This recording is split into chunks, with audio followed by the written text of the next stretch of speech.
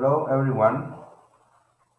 In this first capsule, we're going to talk about the introduction to sociolinguistics and language variation and varieties. For example, the first step that we're going to share in this time is the definition and scope of sociolinguistics.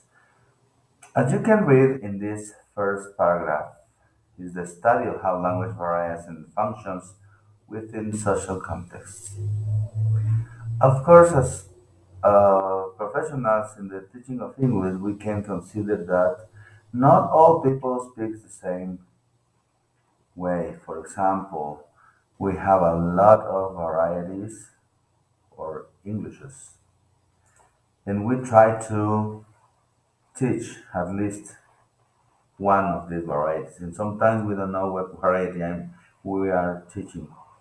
So we have two possibilities from the sociolinguistics, micro and macro. So the first one is the analysis of the individual in a small informal intra-group interaction. But micro is a broader study to take a phenomena from a broader point of view. For example, the study of a community. And talking about language variation, the different ways language is used by different social groups, regions, or communities. For example, one of the most interesting aspects here is that language change. Language changes, so we have a language change. Um, the social identity and language is how language can reflect and shape individual social identities. But besides, we have to pay attention in this aspect that one would say that is something like language policy and planning. For example, this is really important because this point of view is from how governments and institutions regulate and promote certain languages or dialects. In schools, of course, and we have professionals in this sense, okay?